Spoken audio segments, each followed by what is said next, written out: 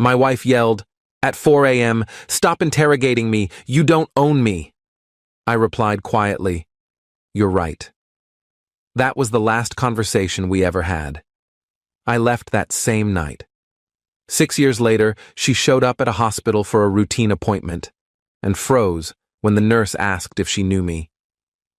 I'm 36 now, single, and I work as a physician assistant in a busy urban hospital. 6 years ago, I was 30, married for 4 years, and thought I had my whole life figured out. My ex-wife and I met in college. She was studying communications, I was pre-med. We were that couple everyone thought would make it. Got married right after I finished my PA program, moved into a decent apartment, adopted a dog together. All the standard relationship milestones. For the first 2 years of marriage, things were genuinely good. We had our arguments like any couple, but nothing serious. We talked about buying a house, maybe having kids in a few years. Then she got a promotion at her marketing firm. New responsibilities, new team, longer hours. I was supportive, encouraged her to take it. She deserved the recognition. But with the promotion came changes I didn't anticipate. She started going out more. After-work drinks with colleagues turned into late dinners, weekend team-building events, industry conferences that required overnight stays. At first, I didn't think much of it. Her career was taking off and I was proud of her. But around month 3 of the new position, I started noticing smaller things. She'd come home at midnight or later, sometimes smelling like alcohol and cigarettes even though she'd never smoked. Her phone was always face down now. Password suddenly changed from the one we'd shared. She'd take calls in the other room, closing the door behind her. When I'd ask about her day, her answers got vaguer. Just work stuff. You wouldn't understand the project. It's complicated. I tried bringing it up gently. I feel like we never talk anymore. Like you're somewhere else even when you're here. She'd get defensive immediately.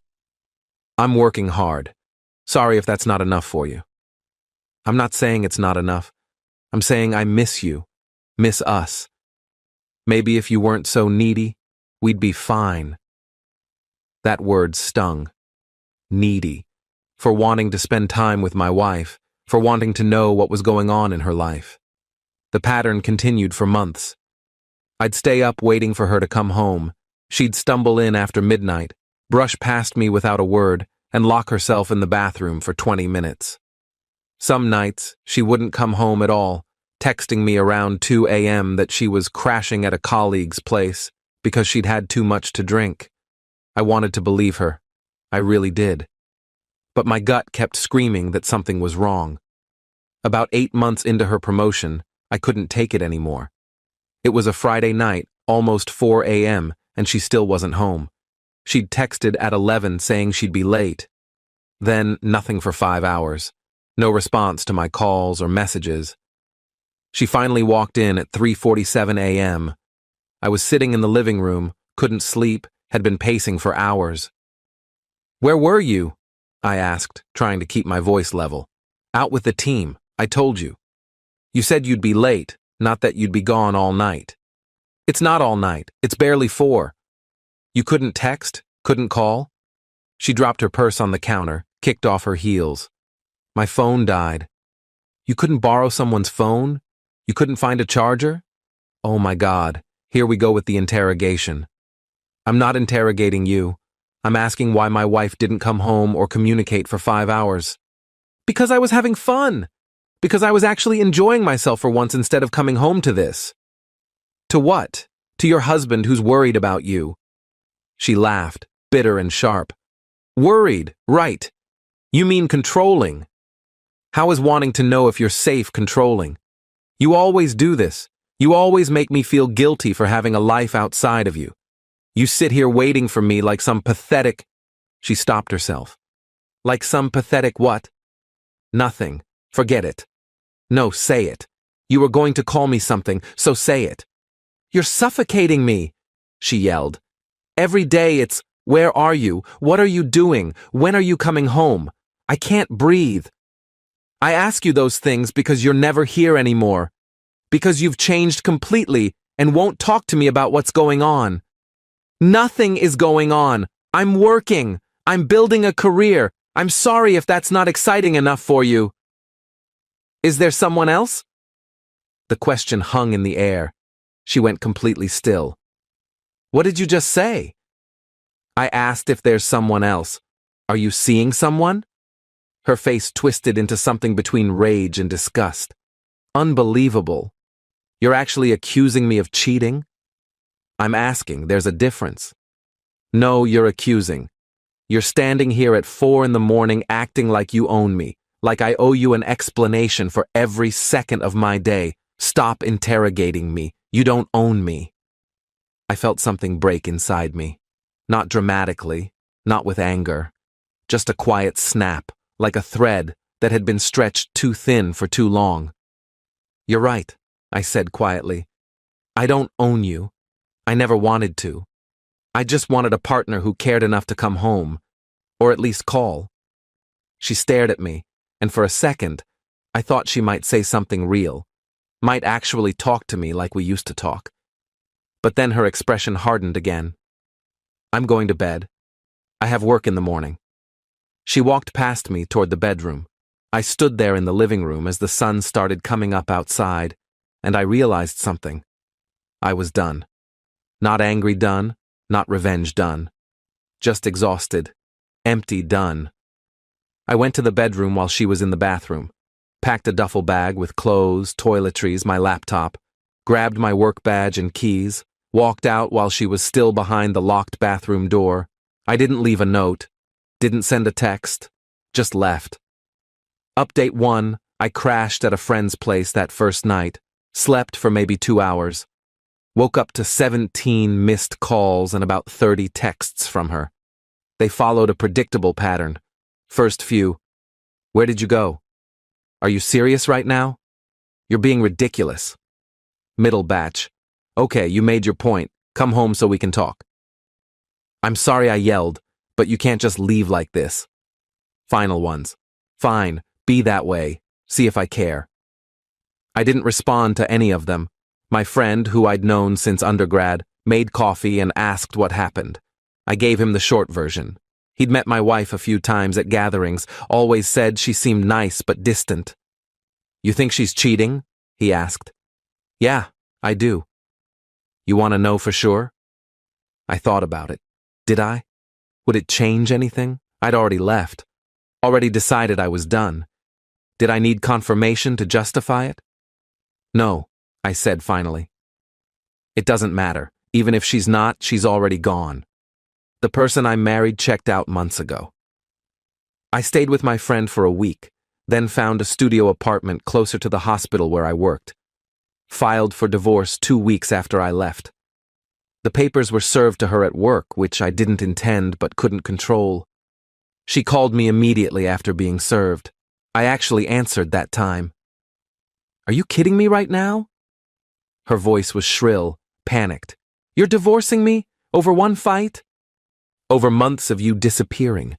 Over you treating me like I'm the problem for caring. Over whatever you've been doing that you can't talk to me about.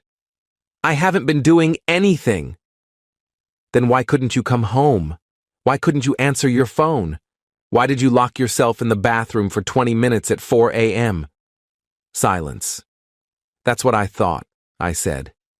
If you do this, we're done. Forever. You understand that? That's kind of the point of divorce.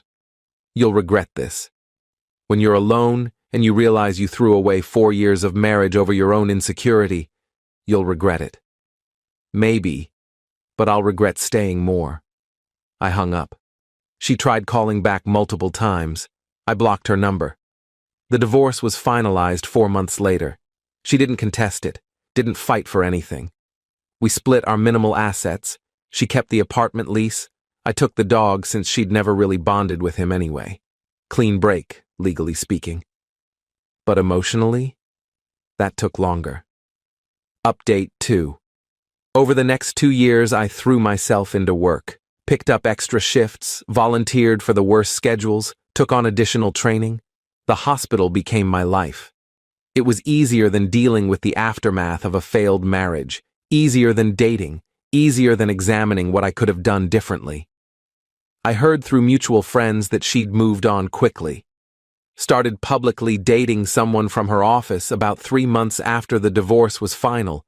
They got engaged within a year. I felt nothing when I heard that. Not anger, not vindication, nothing.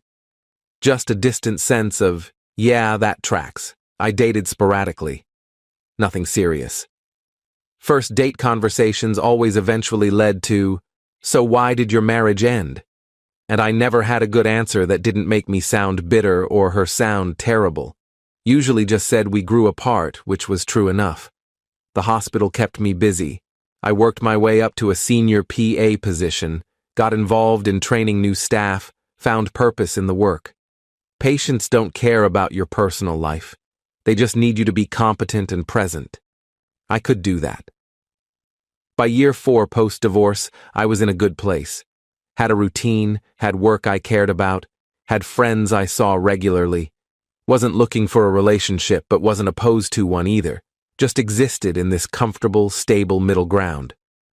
Then year 6 happened. Update 3. It was a Tuesday afternoon, routine clinic day. I was seeing patients in the hospital's outpatient care center, working through a typical schedule. Post-op follow-ups, medication adjustments, nothing unusual. The nurse called me over around 2 p.m. Got a walk-in who needs a quick BP check and clearance form signed. Can you squeeze her in? Sure, put her in room 3. I grabbed the tablet with her intake forms, glanced at the name, and felt absolutely nothing. It was a common enough name. Didn't even register. Walked into the exam room, eyes on the tablet, reading through her information. Hi, I'm just going to check your blood pressure real quick and... I looked up. She was sitting on the exam table, frozen, face completely white, staring at me like she'd seen a ghost. I felt my brain short-circuit for about 3 seconds. Then professional training kicked in. I kept my expression neutral, my voice even. Good afternoon. Let's get your vitals. She found her voice, shaky and small. I didn't know you worked here. 6 years now. The nurse came in, cheerful and oblivious, wrapping the blood pressure cuff around her arm. You two know each other? I met my ex-wife's eyes. Let the silence stretch just long enough to be uncomfortable. We used to, I said finally. The nurse, bless her, picked up on the tension and hurried through the reading. 120/78, nice and normal. I'll let you finish up. She left. The door closed. We were alone in the small exam room. My ex-wife spoke first. I had no idea you worked here. My doctor's office is in this building, and they said I could get the clearance form done downstairs instead of making another appointment. It's fine. I can sign off on this. How have you been? I almost laughed at the absurdity of the question. 6 years of silence, and that's what she leads with. Good. You? I'm okay. I got married, had a baby. That's actually why I need this form, for the daycare enrollment. I nodded, still processing. She was married, had a kid, moved on with her life completely. Congratulations, I said, and meant it. No sarcasm, no bitterness, just a flat statement of acknowledgement. She looked like she wanted to say more, kept opening her mouth, then closing it. Finally, I'm sorry. For how things ended, for how I treated you. I set down the tablet. Okay. That's it? Just okay? What do you want me to say? It was 6 years ago. We're different people now. I know, but I've thought about reaching out so many times, thought about apologizing. I was terrible to you. You deserved better. Yeah, I did. She flinched at that. I was seeing someone. The whole time, those last few months. You were right. I picked up the tablet again, started filling out the form. I know. How did you know? Because I'm not an idiot, and because you just confirmed it. He's not... I didn't marry him. That fell apart about a year after we divorced. I married someone else, someone better. Good for you. Are you seeing anyone? That's not really relevant to this appointment. She went quiet. I finished the form, signed it, printed it from the wall-mounted unit. You're all set. Form's good for 90 days. She took it, hands shaking slightly. Thank you. I moved toward the door, professional smile in place. Take care of yourself. Wait. I stopped, hand on the door handle. Can we talk? Actually talk. Maybe get coffee or something. I turned back to her, really looked at her for the first time since walking into the room. She'd aged, obviously. 6 years does that. But more than that, she looked tired. Worn down in a way that had nothing to do with having a baby, and everything to do with carrying guilt. Why? I asked. Because I owe you a real apology, a real explanation. Because I've been carrying this for 6 years and I need to... To what? Absolve yourself? Make yourself feel better? To give you closure? I almost laughed again. I got closure 6 years ago when I walked out. I'm good. Please, just one conversation. 30 minutes. I should have said no. Should have walked out. Maintained the boundary. Kept my life separate from that chapter. But something in her desperation, or maybe my own curiosity, made me pause. Fine. One conversation. There's a cafe in the lobby. 20 minutes. That's all I can spare. Update 4. We sat in the hospital cafe, 2 strangers with a shared history. Coffee neither of us really wanted getting cold between us. She started talking before I could even settle into my chair. Like she'd been holding this in for years, and the dam had finally broken. His name was my boss, the one I was sleeping with. It started about 2 months into the promotion. He was charming, paid attention to me, made me feel important. I know how that sounds. I know it's a cliché. But when you're working 70-hour weeks and your husband is asleep by the time you get home, when someone makes you feel seen. I made you feel seen, I said quietly. Until you stopped letting me. She nodded, tears starting. I know. I know you did. I pulled away from you because the guilt was eating me alive. Every time you asked where I was or when I'd be home, I felt like you could see right through me. So I got defensive, pushed you away, blamed you for caring. You made me feel crazy, like I was the problem. You were never the problem. I was. I was selfish and cowardly, and I destroyed the best thing I had because I was too weak to just be honest. I sipped my coffee, let her continue. That night, the 4 a.m. fight, I'd been with him. We'd had this big industry event, and afterward a group went to a hotel bar. Everyone else left around midnight. We stayed, went up to his room. I'd been lying to myself for months that it was just emotional, just friendship. But that night, I don't need the details. Right. Sorry.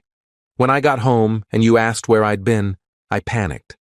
Got angry instead of honest. And when you asked if there was someone else, I could have just said yes. Could have ended it there with some dignity. But I doubled down on the lie instead. Why are you telling me this now? She wiped her eyes. Because my therapist says I can't move forward until I face what I did. Because my husband knows about you but not the real story. Because I have a daughter now, and the thought of someone treating her the way I treated you makes me sick. Your husband doesn't know you cheated? He knows the marriage ended, doesn't know why. I told him we grew apart. I shook my head. You should tell him. He deserves to know who he married. That's not fair. I'm not that person anymore. Maybe not, but he should still know. What happens if he finds out some other way? If an old colleague mentions it? You think that'll go better? She looked down at her coffee. You're right. I know you're right. We sat in silence for a minute. I checked my watch. I need to get back. Thank you for listening. I know I don't deserve it. I stood up.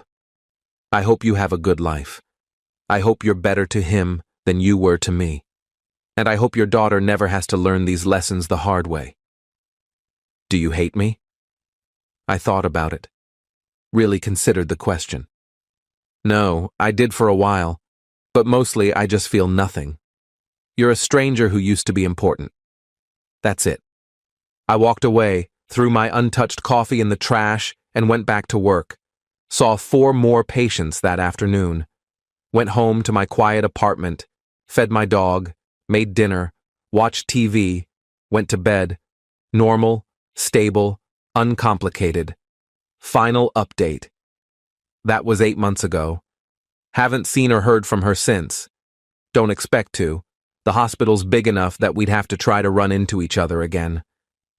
I did some thinking after that conversation, talked to my own therapist about it, processed the whole thing, realized that as much as she'd hurt me 6 years ago, I'd genuinely moved on. Seeing her again didn't reopen old wounds, just reminded me why I'd left in the first place. I started dating someone seriously about 4 months ago. Met her through a friend, she's a teacher, has her own life and interests. We see each other twice a week, text daily, take things slow. She knows about the divorce, knows the basic story, doesn't push for details I'm not ready to share. Last week she asked if I'd ever consider getting married again. I told her honestly, maybe with the right person, but not for a long time. She said that was fair, that she felt the same way. No pressure, no rush, just 2 people figuring it out together. That's what it should have been the first time. 2 people figuring it out together. Not one person lying and the other person slowly losing their mind trying to hold it together. I heard through the same mutual friend network that my ex-wife did tell her current husband about the cheating. He apparently took it hard, they went to couples counseling, and they're working through it. I genuinely hope they make it. Hope she learned something from what she did to both of us. The dog is still with me, 13 now, gray around the muzzle, but happy. Best part of that marriage, honestly. Work is still good, still fulfilling, still keeps me busy enough that I don't spend too much time dwelling on the past, and that's really the end of it. Sometimes the closure isn't dramatic. Sometimes it's just a 20-minute conversation in a hospital cafe where you realize the person who destroyed you doesn't have any power over you anymore. Where you can look at them and feel nothing but mild curiosity and relief that you got out when you did. She wanted absolution I couldn't give her, wanted me to say it was okay, that I forgave her, that we could part as friends. But I don't owe her that. Don't owe her anything. The fact that I don't hate her is gift enough. I left 6 years ago at 4 a.m. with a duffel bag and a broken heart. Walked out on a marriage that was already over. Best decision I ever made. Not because it led to some amazing transformation or revenge plot or perfect new life, but because it led to peace. To waking up every morning not wondering where my partner was or if they were lying. To building a life that's genuinely mine. Not a carefully maintained performance for someone who stopped caring. That's the lesson, I guess. Sometimes you don't get dramatic closure. Sometimes you just get to walk away and build something better. And 6 years later, when the ghost of your past shows up in an exam room, you get to look at them and realize you're completely fine. That they're just another patient needing a form signed. That the person who once had the power to devastate you is now just someone you used to know. And that's enough.